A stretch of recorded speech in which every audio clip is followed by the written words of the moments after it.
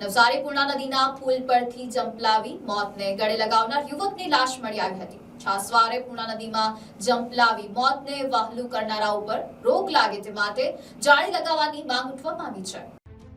નવસારી શહેરને અડીને આવેલી પૂર્ણા નદીમાં જંપલાવીને અનેકવાર લોકોએ મોતને વહાલું કર્યું છે, ત્યારે નવસારી શહેરમાં પ્રશાસન દ્વારા પૂર્ણા નદી ઉપર કોઈ પણ પ્રકારની હાઈટવાળી જાળી લગાવવામાં ન આવતા ઘરેથી પરેશાન કે પછી અન્ય સમસ્યાઓથી પીડાઈને લોકો મોતને વહાલું કરે છે। ત્યારે 2 થી 3 દિવસ અગાઉ એક વ્યક્તિએ પૂર્ણા નદીમાં જંપલાવ્યું હતું અને તેની લાશ ગત રોજ મળી આવતા નવસારી ફાયર બ્રિગેડને જાણ કરતા લાશ્કરોએ મૃતકની લાશ બહાર કાઢી હતી અને નવસારી ગ્રામ્ય પોલીસને બોલાવી હતી। ત્યારે પ્રશાસનના અડધડ વહીવટ અને કામને લઈને આવા કોઈ પણ કારણોસર હેરાન પરેશાન થયેલા ક્યાં સુધી પૂર્ણા નદીના પુલ પરથી જંપલાવશે તેની પ્રશાસન રાહ જોઈ રહ્યા હોય તેવું લાગી રહ્યું છે।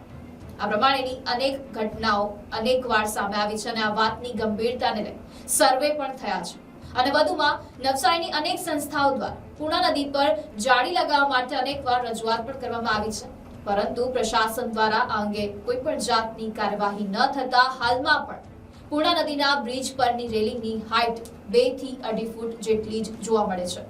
ત્યારે વહેલી તકે પૂર્ણા નદીના પુલ પર હાઈટ વાળી જાળી લગાવી દેવામાં આવે તો કેટલાય લોકોના જીવ બચી શકે છે। ત્યારે આ સુતેલી સરકારને કોણ જગાડશે કે પછી એમના જ અંગત એવા કોઈનું મૃત્યુ થશે ત્યારે તંત્ર જાગશે તેવું લાગી રહ્યું છે। ત્યારે અત્યાર સુધીનો જો વાત કરવામાં આવે તો મોતના આંકડા આપણે ગણી ન શકીએ તેટલા થઈ ગયા છે અને તેને ધ્યાનમાં રાખીને વહેલી તકે આ પુલ પર જાળી લગાવવામાં આવે તેવી માંગ શહેરમાં ઉઠવા પામી છે। Bureau report NDC news Navsari.